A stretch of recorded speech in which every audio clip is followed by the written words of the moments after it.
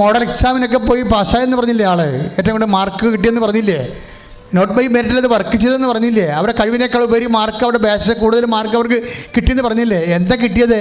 അവർ പറയുന്നുണ്ട്, ഞാൻ എന്ത് ചെയ്യും, ഞാൻ ഓരോ ക്വസ്റ്റ്യൻ പേപ്പറിലും ഞാൻ ഉടമ്പടി ഉപ്പ് വിതറിയിട്ട് വിശ്വാസ പ്രമാണം ചൊല്ലുമെന്ന്. അതാണ് സംഭവം. ഇനി മെഡിക്കൽ സ്റ്റുഡൻ്റാണ് ഇവർ. അവരെന്താ ചെയ്യണത്? അവർ ഓരോ ഉടമ്പടി ഓരോ ക്വസ്റ്റ്യൻ പേപ്പറിലും ആൻസർ പേപ്പറിലും ഉടമ്പടി ഉപ്പ് വിശ്വാസ പ്രമാണം ചൊല്ലി വിതറിയിട്ടാണ് അവരത് എഴുതാൻ തുടങ്ങണത്. അതിൻ്റെ അർത്ഥം എന്താണെന്ന് അറിയാമോ നിങ്ങൾക്ക്?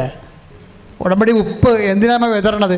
ഞാനിവിടെ ആൾക്കാരോട് പറയും, സ്ഥലം കച്ചവടം വിൽക്കണില്ല, ജപ്തിയാണ്, വിൽക്കാൻ പറ്റണില്ല എന്നൊക്കെ പറഞ്ഞ സ്ഥലം ഞാൻ പറയും, നിങ്ങൾ വിശ്വാസ പ്രമാണം ചൊല്ലി ഉടമ്പടി ഉപ്പ് വിതരണം, വിശ്വാസ പ്രമാണം ചൊല്ലി ഉടമ്പടി ഉപ്പ് വിതരണം.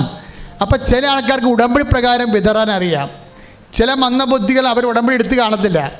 അച്ഛനെ കാണുന്ന സീറ്റ് ഭാര്യയെടുക്കുന്ന എടുത്തിരിക്കണുണ്ടാവും. ഭാര്യനെ കൊണ്ട് ഉടമ്പടി എടുപ്പിക്കും, ഭാര്യനെ കൊണ്ട് ഉടമ്പടി എല്ലാം ചെയ്യിക്കും. കാര്യങ്ങളെല്ലാം ഉറുമ്പിനെ കൊണ്ട് കല്ലെടുപ്പിക്കണ പോലെ ഭാര്യനെ കൊണ്ട് ഉടമ്പടിയുടെ കാര്യങ്ങളെല്ലാം ചെയ്യിക്കും. ഇത് എന്നെ കാണാൻ വരുമ്പോൾ ഈ കണ്ടാമൃഗം വരും, ഭർത്താവ് എന്ന് പറഞ്ഞ സംഭവം വരും. അവൻ ഉടമ്പടിയായിട്ട് ഒരു ബന്ധം അവനില്ല. ഞാൻ അവനോട് പറയും, നിങ്ങൾ വിൽക്കാനുള്ള സ്ഥലത്ത് ഉടമ്പടി ഉപ്പ് വിതരണം, വിൽക്കാത്ത സ്ഥലത്ത് ഉടമ്പടി വിൽക്കുക, വിശ്വാസ പ്രമാണം ചെല്ലണം. എന്നൊക്കെ പറഞ്ഞിട്ട് പോകും. എനിക്കറിയാം ഇവന് ഉടമ്പടിയോട് ഒരു ബന്ധമില്ല. ആ പാവപ്പെട്ട സ്ത്രീയുടെ ഭർത്താവാണെന്ന് മാത്രമുള്ള ബന്ധമേ ഉള്ളൂ ഇവന്. ഇത് വർക്കൗട്ട് ചെയ്യത്തില്ല. അതുകൊണ്ടാണ് ഞാൻ ചോദിക്കുന്നത്, പരീക്ഷക്കാർ വരുമ്പോഴേ ഇപ്പം പ്ലസ് 1 പ്ലസ് 2 ഒക്കെ വരുന്നുണ്ടല്ലോ, വിശ്വാസികൾ ഒന്നും ഉടമ്പടി എടുത്തിട്ടില്ല, അവർക്ക് എടുക്കാൻ പറ്റത്തില്ല. പക്ഷേ ഒരു പ്രശ്നമുള്ളത്, ഒരു ഉത്തരവാദിത്തമുണ്ട്. അവർക്ക് വേണ്ടി എടുക്കുക അമ്മമാർ, അവരെ കൊണ്ട് ആ ഉടമ്പടി എന്താണെന്ന് പറയിപ്പിക്കണം, എന്താണ് ചെയ്യിക്കണം അവരെ കൊണ്ട്. അല്ലെങ്കിൽ അമ്മമാരിങ്ങനെ ഉടമ്പടി എടുത്തിട്ട് മക്കളെ മുന്തി തള്ളി നീലച്ചിട്ട് ആയിട്ട് കയറ്റി അത് അൾത്താര നിർത്തിയിരിക്കുകയാണ്. എന്നിട്ട് വന്നിവിടെ നിൽക്കണ കാണാം. നമ്മുടെ ഈ പോസ്റ്റിൽ ബോർഡടിക്കാതിരിക്കാൻ വേണ്ടി നിൽക്കണ പോലെ കുറേ അമ്മമാർ ബാക്കായിട്ട് വന്ന് നിൽക്കണതുകൊണ്ട് കുഴപ്പമൊന്നുമില്ല. പക്ഷേ നിങ്ങളുടെ ഉടമ്പടിയിലാണ് ഈ മക്കൾ വന്ന് അൾത്താര നിൽക്കണത്. നിങ്ങളുടെ ഉടമ്പടി പ്രകാരമാണ് ഞാൻ അവരെ ആസ്വദിക്കുന്നത്. പക്ഷേ നിങ്ങളെന്ത് ചെയ്യണം? അവരോട് പറയണം, ഉടമ്പടി എടുത്തിക്കുമ്പോൾ ഇന്ന കാര്യങ്ങളുണ്ട്, ഈ പത്രം നിങ്ങൾ തന്നെ കൊണ്ട് കൊടുക്കണം, ആശുപത്രി നിങ്ങൾ തന്നെ പോകണം. അല്ല തലയും കൊണ്ട് മാത്രം ഇങ്ങോട്ട് വന്നു കഴിഞ്ഞാൽ തബ്രാൻ ചിലപ്പോൾ നിന്നെ തലയും തൊട്ടിക്കൊണ്ട് പോയെന്ന് വരും. അപ്പോൾ ദൈവത്തിനെ ചൂഷണം ചെയ്യാൻ ഒരിക്കരുത്, നടക്കത്തില്ല കാര്യങ്ങൾ. അത് വിളക്കാൻ തേക്കണ പാണ്ടാകും. അപ്പം അതുകൊണ്ട് ഞാൻ ഈ അൾത്താരെ വരുമ്പോൾ വൃത്തിമനമായിട്ട് എല്ലാവരും ഉടമ്പടി എടുത്തവരായിരിക്കണം. ഇനി പിള്ളേരുടെ കാര്യത്തിൽ ഞങ്ങൾ തീരുമാനം എടുക്കാത്തത്, പിള്ളേർക്ക് വെളിവില്ലാത്തതുകൊണ്ട് അവർ ഉടമ്പടി ഗൗരവതരമായിട്ട് ആ ആന്തരികമായ ചൈതന്യം മനസ്സിലാക്കാത്തതുകൊണ്ടാണ് 18 വയസ്സ് വരെ ഉടമ്പടി എടുപ്പിക്കാത്തത്. പക്ഷേ അവരെ പ്രാർത്ഥിക്കണത് അവരുടെ അമ്മമാരുടെ ഉടമ്പടിയുടെ അടിസ്ഥാനത്തിലാണ്. പക്ഷേ അമ്മമാരെന്ത് ചെയ്യണം? അവരെ കൊണ്ട് ഉടമ്പടി വിധി പ്രകാരമുള്ള കാര്യങ്ങൾ പറഞ്ഞ് മനസ്സിലാക്കി ചെയ്യിക്കണം. സിസ്റ്റർ അമ്മയാണ് ഉടമ്പടി എടുത്തെങ്കിലും സിസ്റ്റർ അത് പാലിക്കുന്നുണ്ട് കൃത്യമായിട്ട്. അവർ ഉപ്പിട്ട് വിശ്വാസ പ്രമാണം ചൊല്ലിയിട്ടാണ് ക്വസ്റ്റ്യൻ പേപ്പറും ആൻസർ പേപ്പറും ഇവിടെ എടുക്കുന്നത്. നമ്മളെന്താ ഉപ്പിടേണ്ട ഉദ്ദേശം എന്താ? എന്തിനാണ് ഉടമ്പടി ഉപ്പിടുന്നത്? ചില ചേട്ടന്മാർ ഞാൻ പറയും, നിങ്ങൾ തോട്ടത്തിൽ കൊണ്ടുപോയി തോട്ടത്തിൽ കൊണ്ടുപോയി ഉപ്പിട്ട് വിശ്വാസപ്രമാണം ചെല്ലാൻ പറയും. അവർ കൊണ്ട് ഉപ്പിടും. എങ്ങനെ? ഈ ഉറുമ്പ് പൊടി ഇടാൻ വേണ്ടി DDT ഇടത്തില്ലേ? ഉറുമ്പ് പോകാൻ വേണ്ടി DDT ഇടുന്ന പോലെയാണ് ചില ചേട്ടന്മാർ ഈ വിൽക്കാത്ത സ്ഥലത്ത് കൊണ്ട് ഉപ്പിടുന്നത്. അങ്ങനെയുള്ള പരിപാടിയല്ല ഇത്. ഇതിൻ്റെ അകത്ത് പറഞ്ഞ കർത്താവും നമ്മളും തമ്മിൽ ശാശ്വതമായ ഉടമ്പടി ആയതുകൊണ്ട് നമ്മൾക്ക് ഈ ഭൂമിയിൽ ഓഹരിയില്ലാതെ വരും. നമുക്ക് ഈ ഭൂമിയിൽ ഓഹരിയില്ലാതെ വരും. നമ്മുടെ കഴിവ്, ബുദ്ധി, ആരോഗ്യം. ഇപ്പോൾ ഒരു സ്ഥലത്തിന് വഴിയില്ല, ആ സ്ഥലം ആരെടുക്കാനാണ്? ഭൂമിയിൽ നമുക്ക് ഓഹരിയില്ല, നമുക്ക് മെറിറ്റില്ല. ബൈബിൾ പറയണത് മെറിറ്റിന് ഭൂമിയിലെ ഓഹരി എന്നാണ് പറയണത്. അതുകൊണ്ട് അഹറോനോട് പറയും, അഹറോൻ ഞാനും നീയുമായിട്ടൊരു ലവണ ഉടമ്പടിയാണ് ചെയ്തിരിക്കുന്നത്. Salt of the covenant of the സാൾട്ടാണ് ചെയ്തിരിക്കുന്നത്. കാരണം ഇസ്രയേലിൽ നിനക്ക് ഓഹരിയില്ല, ഞാനാണ് നിൻ്റെ ഓഹരി. അതാണ് നമ്മുടെ മെറിറ്റ് നഷ്ടപ്പെടുമ്പോൾ ദൈവമാണ് നമ്മുടെ മെറിറ്റ് എന്ന് നമ്മൾ ഉച്ചത്തിൽ പ്രഖ്യാപിക്കാൻ വേണ്ടിയാണ് നമ്മൾ ഉപ്പിടുന്നത്. അതെടുത്തെ സംഖ്യ 18-19 എടുത്തേ, ശ്രദ്ധിക്കട്ടെ. ഹല്ലേലൂയ ഹല്ലേലൂയ ഹല്ലേലൂയ ഹല്ലേലൂയ യേശുവേ സ്തുതി. Hallelujah hallelujah hallelujah hallelujah hallelujah യേശുവേ നന്ദി. Hallelujah hallelujah. ഇസ്രായേൽ ജനം കർത്താവിന് നീരാജനമായി സമർപ്പിക്കുന്ന വിശുദ്ധ കാഴ്ചകളെല്ലാം നിനക്കും. ബൈബിളിൻ്റെ ഒരു പ്രശ്നം കണ്ടില്ലേ? ഈ ബൈബിളൊക്കെ പഠിച്ച് വലിയ പുങ്കന്മാരുടെ വന്നിരിക്കണവന്മാർ മനുഷ്യൻ മനസ്സിലാകാത്ത ഭാഷ ഉപയോഗിക്കുന്നുണ്ടല്ലേ? എനിക്ക് ഇംഗ്ലീഷ് ബൈബിൾ ഞാൻ വായിച്ച് കേൾപ്പിച്ചു തരാം. ആ സംഭവം അതായത് all the holy offerings that the Israelites present to the Lord I have given you together with your sons and your daughters as a perpetual due. It is a covenant of salt. ലവണ ഉടമ്പടി എന്ന് വെച്ച് കഴിഞ്ഞാൽ ഒരു ഉടമ്പടിയിൽ ഉപ്പ് തളിച്ചു കഴിഞ്ഞാൽ അതിൻ്റെ അർത്ഥം എന്താണ്? എനിക്ക് ഈ ഭൂമിയിൽ ഓഹരിയില്ല, ശാശ്വതമായ എൻ്റെ ഓഹരി എൻ്റെ കർത്താവാണെന്ന് ഉപ്പ് നിൻ്റെ ദൈവവേദന, നീ ഉപ്പ് എവിടെ തളിച്ചാലും ഓർക്കുക, കർത്താവേ എനിക്ക് മെരിട്ടില്ല. അതല്ല പറയണത്. എന്ത് രസമാണ് ആ വചനങ്ങൾ. 19-20 വായിച്ചേ. കർത്താവ് അഹരോനോട് അരുളി ചെയ്തു, ഇസ്രായേലിൽ നിനക്ക് ഭൂമി അവകാശമായി ലഭിക്കുകയില്ല. ഇസ്രായേലിൽ നിനക്ക് മെരിട്ടില്ലെന്ന്, ഈ ഭൂമിയിൽ നിനക്ക് അവകാശങ്ങളില്ല, നിന്റെ അവകാശം നഷ്ടപ്പെട്ടിരിക്കുന്നു. അവരെ പോലെ നിനക്ക് ഓഹരിയും ഉണ്ടായിരിക്കില്ല. അവരെ അവകാശം എന്ന് പറഞ്ഞ ഉടമ്പടി ഭാഷ മെരിട്ടാണ്. ഇസ്രായേലിൽ നിനക്ക് ഈ ജീവിതം നിനക്ക് യോഗ്യതയില്ല. അവരെ പോലെ നിനക്ക് ഓഹരിയും ഉണ്ടായിരിക്കില്ല. നിനക്ക് ഓഹരിയുമില്ല. ഞാനാണ് നിന്റെ അവകാശം, ഞാനാണ് നിന്റെ മെരിട്ടെന്ന്, ഞാനാണ് നിന്റെ അവകാശം. അപ്പോഴേ ഒരു സ്ഥലത്ത് കൊണ്ട് ഉപ്പിട്ട് കഴിഞ്ഞാൽ, ദൈവമേ ഭൗതികമായി ഈ പരീക്ഷ എഴുതാനുള്ള യോഗ്യത പോലും എനിക്കില്ല, നീയാണ് എൻ്റെ വിജയം, കർത്താവാണ് എൻ്റെ വിജയം. കർത്താവിൻ്റെ നാമത്തെ വിജയമായിട്ട് ആഘോഷിച്ചുകൊണ്ട് ഈ ഭൂമിയിലുള്ള എല്ലാവിധ കഴിവുകേടുകളെയും നമ്മുടെ അവകാശത്തെ അടിയറവ് വെച്ചുകൊണ്ട് ശാശ്വതമായ എൻ്റെ അവകാശം കർത്താവാണെന്ന് പ്രഖ്യാപിക്കുന്ന ഉടമ്പടിയാണ് ലെവൻ ഉടമ്പടി എന്ന് പറയുന്നത്. അതാണ് ഉടമ്പടി ഏറ്റവും പ്രധാനപ്പെട്ടത്. 2 കാര്യം: ഉടമ്പടി തൈലവും ഉടമ്പടി ഉപ്പും. ഉടമ്പടി നമ്മൾ ദൈവമായിട്ട് ചെയ്ത ആണെന്ന് അറിയാൻ വേണ്ടി ജ്ഞാപകമായിട്ട് നൽകുന്ന ഉടമ്പടി കാശുരൂപം. ഇതൊക്കെ വർക്കൗട്ട് ചെയ്യേണ്ടത് വിശ്വാസ പ്രമാണം ചെല്ലുമ്പോഴാണ്. അതുകൊണ്ടാണ് ഉടമ്പടി എടുക്കുന്ന വ്യക്തിയും ദൈവമായിട്ടുള്ള ബന്ധം നിൻ്റെ അതുകൊണ്ട് ഞാൻ ഉടമ്പടി കാശ് കൈ മാറരുത്. ഉടമ്പടി ചെയ്യുമ്പോൾ ഉടമ്പടി ചെയ്യുന്ന വ്യക്തിയിൽ മാത്രമേ അത് വർക്കൗട്ട് ചെയ്യത്തുള്ളൂ. ആ വ്യക്തിയാണ് അത് വർക്കൗട്ട് ചെയ്യേണ്ടത്. അതിൻ്റെ അടിസ്ഥാന ഘടകം വിശ്വാസ പ്രമാണവും നിൻ്റെ ജീവിതവുമാണ്. വിശ്വാസ പ്രമാണവും അതനുസരിച്ചുള്ള ജീവിതവുമാണ് ഉടമ്പടിയുടെ ഒരു മെരിട്ടെന്ന് പറയണത്. ഉടമ്പടിയുടെ മെരിട്ടെന്ന് പറയണത് വിശ്വാസ പ്രമാണവും അതനുസരിച്ചുള്ള നിൻ്റെ വിശുദ്ധ ജീവിതവും. അപ്പോൾ നീ ദൈവവുമായിട്ട് സംസാരിക്കാനും ഉടമ്പടി ചെയ്യാനും യോഗ്യമായി. ഞാൻ എന്തുകൊണ്ടാണ് അമ്മയെ തിരിച്ചൊന്നും പറയുന്നത് എന്തുകൊണ്ടാണ് ആദ്യകാരോട് അമ്മയോട് പറയണത്?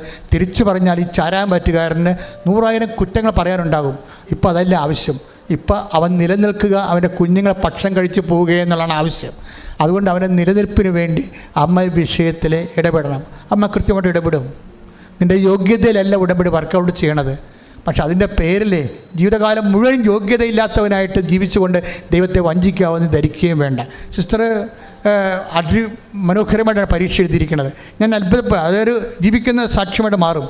കാര്യം അവർ ആ 3 കൊല്ലം കടന്നു പോകുന്ന വഴികളിലൂടെ അവിടെ എല്ലാ കാലാവസ്ഥകളിലൂടെ അതിജീവിച്ചുകൊണ്ട് വിശ്വാസം നിന്നുകൊണ്ട് ദൈവത്തിൽ ആശ്രയിച്ചുകൊണ്ട് ദൈവത്തിൻ്റെ കൂടെയുള്ള സഞ്ചാരമാണ്. വേറെ ആരും അവരുടെ കൂടെ ഇല്ലായിരുന്നു, ദൈവം മാത്രം. ഉടമ്പടി ചില സമയത്ത് ദൈവം മാത്രമാകും നിൻ്റെ കൂടെ വരാൻ. അപ്പോഴാണ് ഉടമ്പടി റൈപ്പാകുന്നത്. എൻ്റെ പേര് ബ്രീസ്. ഞാൻ കണ്ണൂർ ജില്ലയിലെ ഉളിക്കൽ എന്ന സ്ഥലത്തുനിന്ന് വരുന്നു. ഞാൻ കഴിഞ്ഞ 2022 സെപ്റ്റംബർ 21 ഉടമ്പടി എടുക്കുന്നത്. ഞാൻ ഉടമ്പടി എടുക്കാനായിട്ട് ഇവിടെ വന്നതല്ല. ഞാൻ DED പഠിച്ചുകൊണ്ടിരിക്കാൻ നേരത്ത് എൻ്റെ മിസ്സ് പറഞ്ഞാണ് ഞാൻ കൃപാസനത്തെക്കുറിച്ച് അറിയുന്നത്. അന്ന് മുതൽ 2019 മുതൽ കൃപാസനത്തിൽ വരണമെന്ന് ആഗ്രഹമുണ്ട്.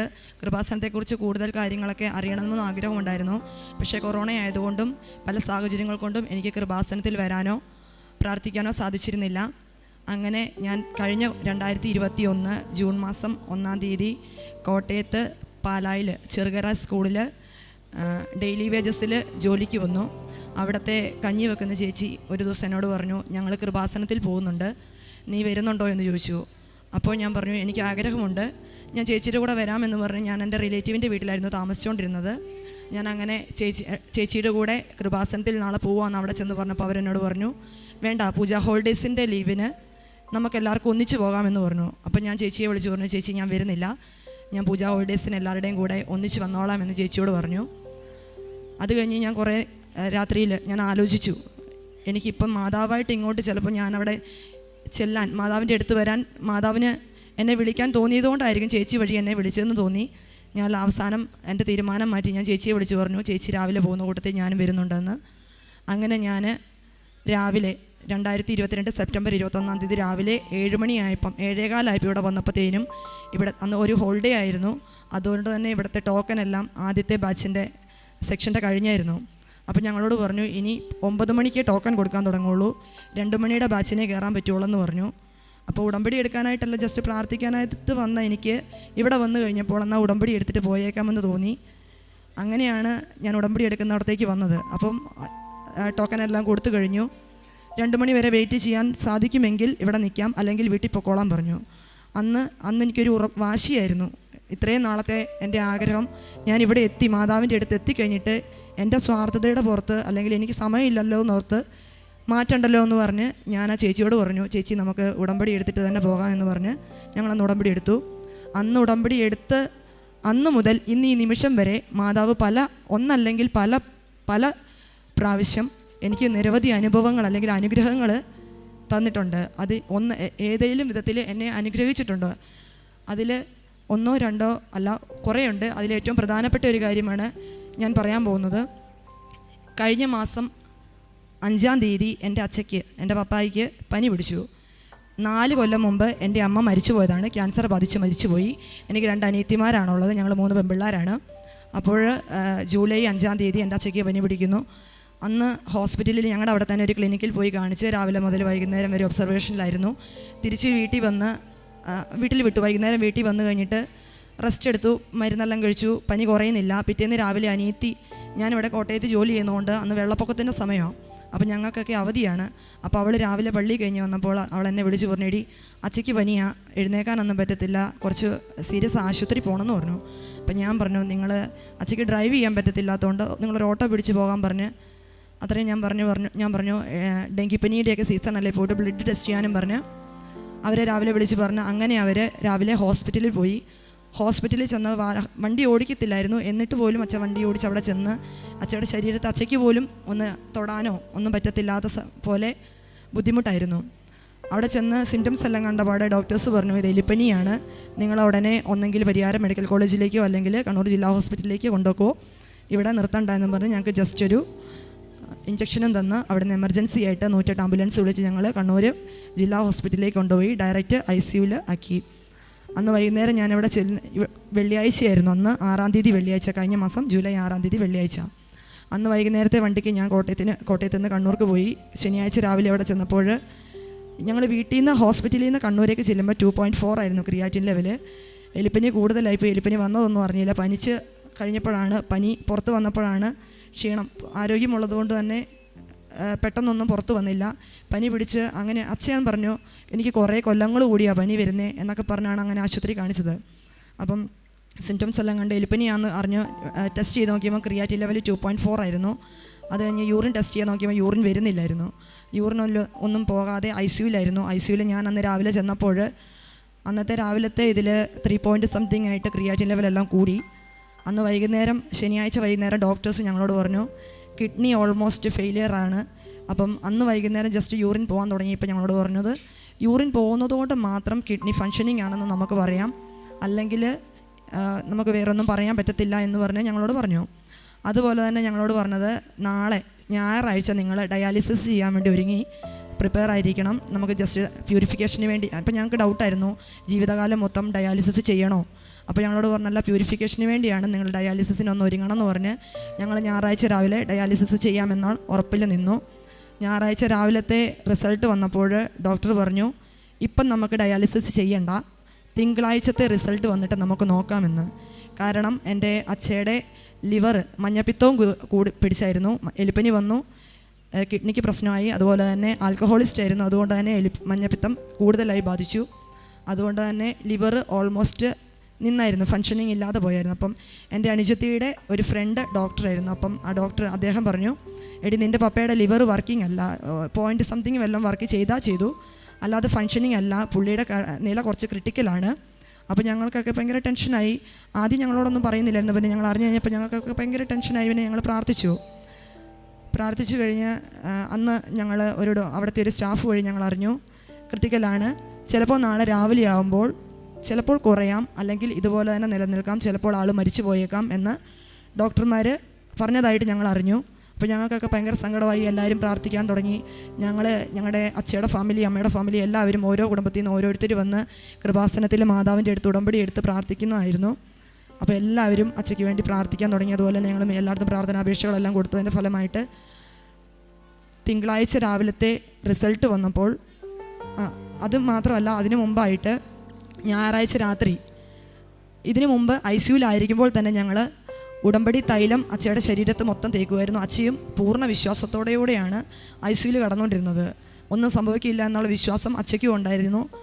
ഉടമ്പടി തൈലം ശരീരത്ത് മൊത്തം ഞങ്ങൾ തേക്കുമായിരുന്നു. അതുപോലെ തന്നെ കഞ്ഞി മാത്രമേ കൊടുക്കാൻ പറ്റുമായിരുന്നുള്ളൂ. അപ്പോൾ ആ കഞ്ഞിയിൽ ഞങ്ങൾ ഇവിടുത്തെ വെഞ്ചിരിച്ച് ഉപ്പ് ഇട്ട് അച്ഛയ്ക്ക് ഭക്ഷണം കൊടുക്കുമായിരുന്നു. അങ്ങനെ 5 ദിവസം ICUവിൽ കടന്നു. തിങ്കളാഴ്ച രാവിലെ ബ്ലഡ് ടെസ്റ്റിൻ്റെ റിസൾട്ട് വന്നപ്പോൾ അതിനു മുമ്പ് ഞായറാഴ്ച രാത്രിയിൽ ഞങ്ങൾ അമ്മയില്ല, അതുപോലെ തന്നെ അച്ഛയും കൂടി ഇല്ലാതെ ഞങ്ങളെ അനാഥരാക്കുമോ മാതാവേ എന്ന് പറഞ്ഞ് ഞങ്ങൾ കരഞ്ഞ് പ്രാർത്ഥിച്ചായിരുന്നു.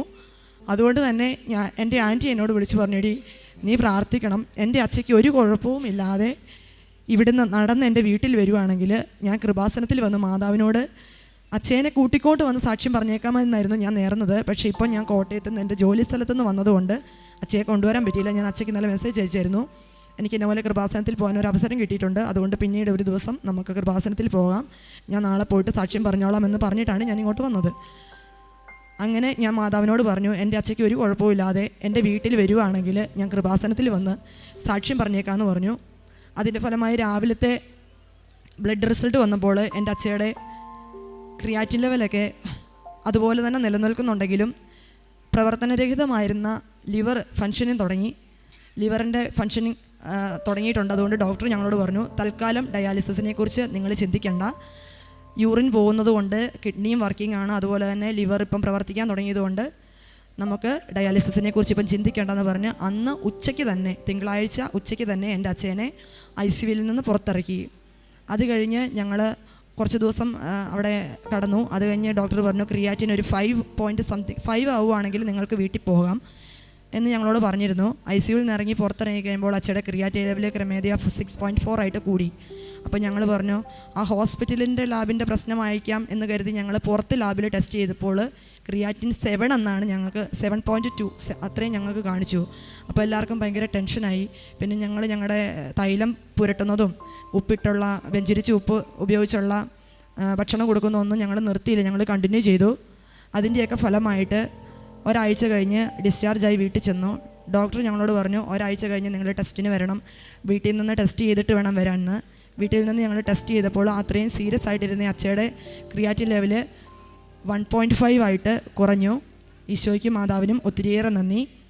1.5 ആയിട്ട് കുറഞ്ഞ് ഞങ്ങൾ അവിടെ ചെന്ന് കഴിഞ്ഞപ്പോൾ ഡോക്ടറിനോട് ഞങ്ങൾ ചോദിച്ചു, ഇനി എന്താണ് ചെയ്യേണ്ടതെന്ന് ഡോക്ടർ ചോദിച്ചു കഴിഞ്ഞപ്പോൾ ഡോക്ടർ ഞങ്ങളോട് പറഞ്ഞു, ഇപ്പം വലിയ പ്രശ്നമൊന്നുമില്ലല്ലോ, ഒരു കുഴപ്പമില്ല, ഇവിടെ നിന്ന് പോയതിനെ കഴിഞ്ഞ് മെടുക്കാനായിട്ടാണല്ലോ ഇരിക്കുന്നത്, അതുകൊണ്ട് പ്രത്യേകിച്ച് മരുന്നൊന്നും വേണ്ട എന്നാണ് ഞങ്ങളോട് പറഞ്ഞത്. അപ്പോൾ എൻ്റെ അച്ഛൻ അങ്ങോട്ട് ചോദിച്ചു, എനിക്കെല്ലാം ശരീരം നന്നാവാൻ ഒരു ടോണിക്കെങ്കിലും തരാമോയെന്ന് ചോദിച്ചപ്പോൾ ഡോക്ടർ പറഞ്ഞു, അതിൻ്റെ ഒന്നും ആവശ്യമില്ല എന്ന് പറഞ്ഞു. അങ്ങനെ ഞങ്ങൾക്ക് ജസ്റ്റ് അയൺ ടാബ്ലറ്റ്സ്, പേരിനൊരു അയൺ ടാബ്ലറ്റ്സ് മാത്രം തന്ന് ഞങ്ങൾ വീട്ടിലേക്ക് വന്നു. ഇന്നലെ വരെ ഞാൻ വിളിച്ചപ്പോൾ എൻ്റെ അച്ഛയ്ക്ക് ഒരു കുഴപ്പമില്ല, മിടുക്കനായിട്ടിരിപ്പുണ്ട്. ഈശോയ്ക്കും മാതാവിനും ഞങ്ങളെ അനാഥരാക്കി വിടാതെ ഞങ്ങളെ രക്ഷിച്ച, ഞങ്ങളെ 3 പേരെയും അനാഥരാക്കാതിരുന്ന കൃപാസന മാതാവിന് 1000 നന്ദി. അതുപോലെ തന്നെ ഞാൻ 2022 സെപ്റ്റംബർ 21 ഉടമ്പടി എടുക്കാൻ നേരത്ത് എൻ്റെ ഒരു നിയോഗം വെച്ചത് എനിക്കൊരു പെർമനൻറ്റ് ജോലിയായിരുന്നു. എൻ്റെ 3ാമത്തെ നിയോഗമായിരുന്നു എനിക്കൊരു പെർമനൻറ്റ് ജോലി. കാരണം 2019 D.Ed കഴിഞ്ഞ് TTC ആണ് പഠിച്ചത്, അത് കഴിഞ്ഞ് ഡിഗ്രി എടുത്തു. 2019 എൻ്റെ അമ്മ മരിച്ച സമയമാണ്, ആ സമയത്ത് ഞാൻ പഠിച്ചിറങ്ങുന്നത്. അതുകൊണ്ട് തന്നെ അന്ന് ആ കൊല്ലം എനിക്ക് പഠിപ്പിക്കാൻ എവിടെയും കയറാൻ പറ്റിയില്ല. പിന്നെ കൊറോണ വന്നു, എനിക്ക് പഠിപ്പിക്കാനോ പോകാനോ പറ്റിയില്ല. പിന്നെ 2 കൊല്ലം ഞാൻ ഡെയിലി വേജസിൽ ജോലി ചെയ്തു. കഴിഞ്ഞ കൊല്ലം ഞാൻ ഇവിടെ വന്ന് ഉടമ്പടി എടുത്തപ്പോൾ മാതാവിനോട് പറഞ്ഞു, അമ്മേ മാതാവേ, അടുത്ത കൊല്ലത്തെ അക്കാദമിക് സ്റ്റാർട്ട് ചെയ്യുമ്പോൾ എനിക്കൊരു പെർമനൻ്റ് ആയിട്ട് എവിടെയെങ്കിലും എനിക്കൊരു ജോലി തരണേ എന്ന് പറഞ്ഞു. അതിൻ്റെ ഫലമായിട്ട് ഇക്കൊല്ലം ജൂൺ 1-ാം തീയതി തന്നെ ഞാൻ സെൻറ്റ് ആൻ്റണീസ് UP സ്കൂൾ ചെറുങ്ങണ പൈങ്ങളം പാലായിക്കെടുത്ത് പെർമനൻറ്റ് ജോലിക്ക് ചേർന്നു. ജോലിക്ക് ജോയിൻ ചെയ്തു. മാതാവിനും ഈശോയ്ക്കും 1000 നന്ദി. അതുപോലെ തന്നെ മെയ് 30-ാം തീയതി എനിക്ക് കാറ്റഗറി 1 കേട്ടിട്ട് കാറ്റഗറി 1 ഉണ്ടായിരുന്നു. ഡിഗ്രി കഴിഞ്ഞതുകൊണ്ട് ഞാൻ കാറ്റഗറി 2-ന് കഴിഞ്ഞ പ്രാവശ്യം എഴുതി 4 മാർക്കിന് തോറ്റുപോയി. അതുകൊണ്ട് തന്നെ അപ്പോൾ വീട്ടിൽ നിന്നൊക്കെ എന്നെ കളിയാക്കി, നീ എന്നാ ചുമ്മാ പൈസ കളയാനാണോ എന്നൊക്കെ ചോദിച്ചാൽ എന്നെ കളിയാക്കിയതിൻ്റെ ഫലമായിട്ട് ഇപ്രാവശ്യത്തെ എഴുതിയെടുക്കണം എന്നൊരാഗ്രഹമുണ്ടായിരുന്നു. പക്ഷേ ജൂൺ 30-ാം തീയതി ആയിട്ടും എനിക്ക് പെർമനൻ്റ് ആയിട്ടൊരു വിളി രൂപതയുടെ സ്കൂളിൽ നിന്നും വരാതിരുന്നപ്പോൾ എനിക്ക് ഭയങ്കര ടെൻഷനായി. അപ്പോൾ പരീക്ഷയ്ക്കാണെങ്കിലും എനിക്ക് പഠിക്കാൻ തോന്നിയില്ല. കാറ്റഗറി 2-ൻ്റെ പരീക്ഷ എനിക്ക് പഠിക്കാൻ തോന്നിയില്ല. അതുകൊണ്ട് തന്നെ ഞാൻ പരീക്ഷ പഠിക്കാതെ പോവുകയും ചെയ്തു. അതുമാത്രമല്ല, ഇതുവരെ എനിക്ക് പരീക്ഷയ്ക്ക് സമയം എഴുതാൻ തികഞ്ഞിട്ടില്ല. ഞാൻ വിശദമായിട്ട് ചോദ്യങ്ങളൊക്കെ വായിച്ചെഴുതുന്നതുകൊണ്ടായിരിക്കാം എനിക്ക് 4:30 വരെയുള്ള സമയം ഇതുവരെ തികഞ്ഞിട്ടില്ലായിരുന്നു. ഇപ്രാവശ്യം ഞാൻ പഠിക്കാതെ പോയി പരീക്ഷ എഴുതിയതുകൊണ്ട് തന്നെ പ്രതീക്ഷയുമില്ലായിരുന്നു. പക്ഷെ ഞാൻ വീട്ടിൽ നിന്ന് പോയപ്പോൾ തൈലം തൊട്ട് പ്രാർത്ഥിച്ചാണ് പോയത്. അതുപോലെ തന്നെ മാതാവിൻ്റെ കാശുരൂപം എൻ്റെ കയ്യിൽ, ഞാൻ എൻ്റെ കൊന്തയിൽ എൻ്റെ കയ്യിൽ മുറുക്കെ പിടിച്ചാണ് ഞാൻ പരീക്ഷ എഴുതിയത്. മാതാവിൻ്റെ അനുഗ്രഹം കൊണ്ട് മാത്രമാണ് മിനിഞ്ഞാന്ന് വെള്ളിയാഴ്ച 4-ാം തീയതി കേറ്റിട്ട് റിസൾട്ട് വന്നപ്പോൾ ഞാൻ 93 മാർക്കോടുകൂടി ജയിച്ചു. ഞാൻ ഒരിക്കലും പ്രതീക്ഷിച്ചതല്ല, ഞാൻ തോക്കുമെന്ന് തന്നെ കരുതി പോയി എഴുതിയത്. അത് മാത്രമല്ല, പരീക്ഷയ്ക്ക് പോകാൻ നേരത്തെ ഞാൻ മാതാവിനോട് പറഞ്ഞിട്ടാണ് പോയത്, എപ്പോഴും 500 രൂപ കളയാനൊന്നും എൻ്റെ കയ്യിലില്ല, അതുകൊണ്ട് കേറ്ററ്റ് കാറ്റഗറി 1 ഉള്ളതുകൊണ്ട് 2 ഇല്ലെങ്കിലും കുഴപ്പമില്ലല്ലോ മാതാവേ, ഇതെൻ്റെ അവസാനത്തെ എഴുത്താ, ഇനി ഞാൻ പരീക്ഷ എഴുതുവേല എന്നും പറഞ്ഞ് പോയി എഴുത പരീക്ഷയാണ്. മിനിഞ്ഞാന്ന് റിസൾട്ട് വന്നപ്പോൾ 93 മാർക്കോടുകൂടെ ഞാൻ പാസ്സായത്. അങ്ങനെ ഒത്തിരിയേറെ അനുഭവങ്ങൾ കൃപാസനത്തിലാണേലും വരാൻ എനിക്ക് പല തടസ്സങ്ങൾ അനുഭവപ്പെട്ടിട്ടുണ്ടെങ്കിലും അതെല്ലാം മാറ്റി മറ്റേതെങ്കിലും ഒരു തരത്തിൽ മാതാവ് എന്നെ അമ്മയുടെ അടുത്ത് എത്തിച്ചിട്ടുണ്ട്. അതുകൊണ്ട് തന്നെ മാതാവ്, എൻ്റെ അമ്മ മരിച്ചു അന്ന് മുതൽ ഞാൻ എൻ്റെ എല്ലാ പ്രാർത്ഥനകളും, എൻ്റെ വിഷമങ്ങളും സങ്കടങ്ങളെല്ലാം പറയുന്നത് മാതാവിനോടായിരുന്നു. അന്ന് മുതൽ ഇന്ന് വരെ മാതാവ് എനിക്കൊരു സങ്കടമുണ്ടെങ്കിൽ പോലും അതൊരു തരത്തിൽ അല്ലെങ്കിൽ മറ്റൊരു തരത്തിൽ മാറ്റി തന്നിട്ടുണ്ട്. ഞങ്ങളെ എപ്പോഴും കൈപിടിച്ച് നടത്തുന്ന മാതാവിനും ഈശോയ്ക്കും 1000 നന്ദി. അതുമാത്രമല്ല, മനുഷ്യന് സാധ്യമായത് ദൈവത്തിന് സാധ്യമാണ് എന്ന വചനമാണ് ഞാൻ എപ്പോഴും പണ്ട് മുതൽ തന്നെ എൻ്റെ അമ്മ ഞങ്ങളോട് പറയുമായിരുന്നു, മനുഷ്യന് സാധ്യമായത് ദൈവത്തിന് സാധ്യമാണ് എന്ന് പറഞ്ഞു പഠിക്കണമെന്ന്. അത് അച്ഛൻ ആശുപത്രി കടന്ന സമയത്താണേലും എല്ലാവരും ഞങ്ങളോട് പറഞ്ഞത്, മനുഷ്യന് അസാധ്യമായത് ദൈവത്തിന് സാധ്യമാണ്, നിങ്ങൾ വിശ്വസിച്ച് പ്രാർത്ഥിക്കാനാണ് പറഞ്ഞത്. അങ്ങനെ വിശ്വസിച്ച് പ്രാർത്ഥിച്ചതിൻ്റെ ഫലമായി ഇവിടെ വന്ന് കൃപാസനത്തിൽ ഉടമ്പടി എടുത്ത് പ്രാർത്ഥിച്ചതിൻ്റെ ഫലമായി ഞങ്ങളുടെ കുടുംബത്തിന് തന്ന അനുഗ്രഹങ്ങൾക്കും എൻ്റെ അച്ഛയുടെ രോഗസൗഖ്യത്തിനും അതുപോലെ തന്നെ എൻ്റെ പരീക്ഷാ വിജയത്തിനും ഒരുപാട് നന്ദി. മാതാവിനും ഈശോയ്ക്കും ഒത്തിരിയേറെ നന്ദി. എൻ്റെ ദൂതൻ നിങ്ങളുടെ കൂടെയുണ്ട്, അവൻ നിങ്ങളുടെ ജീവൻ കാത്തു സൂക്ഷിക്കുന്നു. ബാറൂക്കിൻ്റെ പുസ്തകം 6-ാം അധ്യായം 7-ാം തിരുവചനമാണ്. മരണത്തെ മുന്നിൽ കണ്ട് എലിപ്പനിയും അതുപോലെ മഞ്ഞപ്പിത്തവും ഒക്കെ ബാധിച്ചു കിടന്ന തൻ്റെ പപ്പയുടെ പൂർണ്ണമായ രോഗസൗഖ്യം, ലിവർ പൂർണ്ണമായും ഫങ്ഷൻ നടത്തുന്നില്ല, അതുപോലെ തന്നെ കിഡ്നിയെയും ബാധിച്ചിട്ടുണ്ട്, അതുകൊണ്ടൊരു ഡയാലിസിസ് തന്നെ ചെയ്താലോ, അങ്ങനെയുള്ളൊരു ചിന്തയിൽ നിൽക്കുമ്പോൾ എങ്ങനെയാണ് ആ ഒരു രാത്രിയിൽ ആ എല്ലാ കാര്യങ്ങളും തമ്പുരാൻ്റെ കൈകളിൽ പിന്നീട് ഭദ്രമാവുന്നത് എന്നുള്ളതാണ് നാം കേട്ടത്. ഇവിടെ ഈ മകൾ പറയുന്നുണ്ട്, തൻ്റെ ആൻറ്റി പറഞ്ഞിട്ട് ഈ മകൾ അമ്മയോട് പറയുന്നുണ്ട്, ഞാൻ ഇവിടെ വന്ന് സാക്ഷ്യം പറഞ്ഞു കൊള്ളാമെന്ന്. അങ്ങനെ പറഞ്ഞ അതേ നിമിഷത്തിൽ പരിശുദ്ധ അമ്മ പിന്നീട് എല്ലാ കാര്യങ്ങളും ഏറ്റെടുക്കുന്നതായിട്ടാണ് നമുക്ക് മനസ്സിലാവുക. ഉടമ്പടി തൈലം പൂശി പ്രാർത്ഥിക്കുമ്പോൾ എങ്ങനെയാണ് അതുവരെയും ഫങ്ഷൻ അല്ലാതിരുന്ന ലിവർ ഫങ്ഷനാകുന്നു, ക്രിയാറ്റിൻ ലെവലൊക്കെ പിന്നീട് എങ്ങനെ കുറഞ്ഞു വരുന്നു.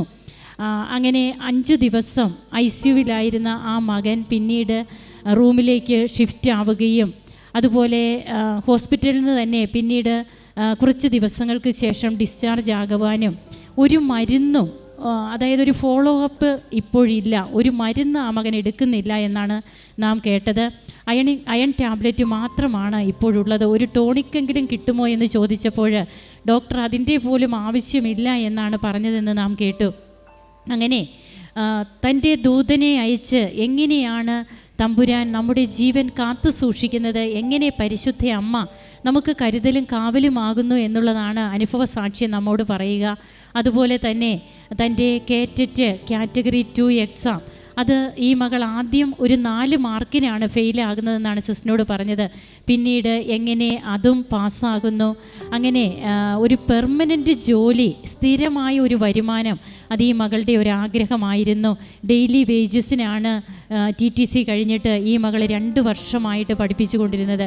എന്നാൽ അവിടെ നിന്നൊക്കെ എങ്ങനെയാണ് തമ്പുരാൻ ഈ മകളെ ഉയർത്തിയത്, അതായത് ഇവിടെ വന്ന് ഉടമ്പടി എടുത്തതിന് ശേഷം തൻ്റെ ജീവിതത്തിലേക്ക് കിട്ടിയിരിക്കുന്ന കൃപകൾ, തൻ്റെ കുടുംബത്തെ അമ്മ എങ്ങനെ പൊതിഞ്ഞ് സംരക്ഷിക്കുന്നു, തനിക്ക് അമ്മയായി സ്വർഗത്തിലും ഭൂമിയിലും അമ്മയായി പരിശുദ്ധ അമ്മ എങ്ങനെ നിലകൊള്ളുന്നു, ഇതൊക്കെയാണ് നാം കേട്ടത്. നമ്മുടെ ജീവിതത്തിലും ഉടമ്പടി എടുത്ത് ഉടമ്പടി ജീവിതത്തോട് വിശ്വസ്തരും സത്യസന്ധരുമായി നാം ഉടമ്പടി പാലിച്ച് ഇവിടെ വന്ന് സാക്ഷ്യം പറയുന്ന വ്യക്തികളാകാമെന്ന് നമുക്കൊരിക്കൽ കൂടി ഈശോയോട് വാക്ക് കൊടുക്കാം. അങ്ങനെ കരങ്ങളടിച്ച് ദൈവത്തെ നമുക്ക് മഹത്വപ്പെടുത്താം. ഈശോയ്ക്കും അമ്മയ്ക്കും നന്ദി പറയാം. യേശുവേ നന്ദി, യേശുവേ സ്തുതി, യേശുവേ ആരാധന.